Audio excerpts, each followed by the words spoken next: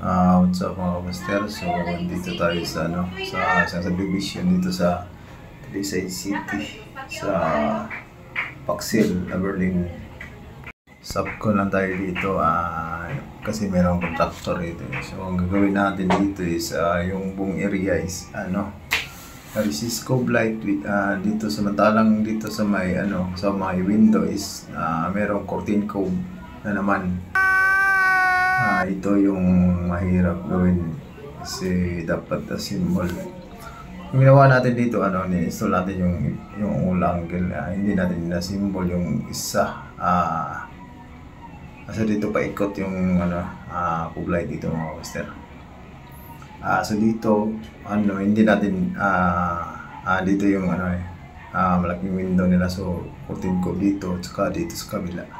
Hanggang doon lang sa may pintuan. So dito nakalagay na walang gate. Sa kabila hindi.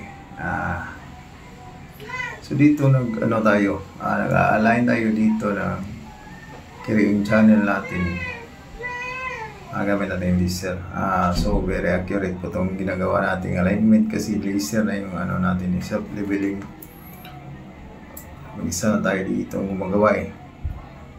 So napakalaking bagay po talaga kung merong laser.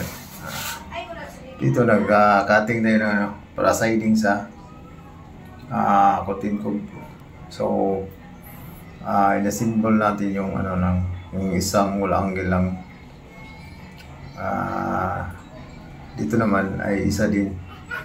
Tinangsihan natin to. Hindi na natin na-videoan.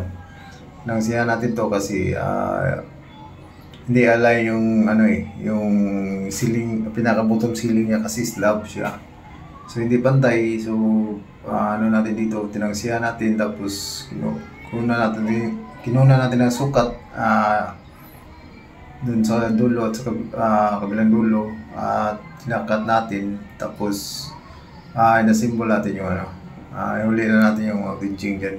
Dito naman ay na-symbol natin dyan yung yung sa top na wall angle, pinaka-bottom. Yung itong wall angle na to ay huli na yan kasi nililibil natin yan. Nag-overlap tayo dito tapos libil natin bago natin lagay itong wall angle na sa baba. Kita nyo na overlap siya, meron siyang pitik. Yan po ang tatapasin natin kasi hindi pantay iba. So iba dito yung pamaraan ko sa isip ko yung madaling paraan kasi subo ka talaga kapag ganito yung hindi full ceiling yung pinaka ceiling niya slab kasi.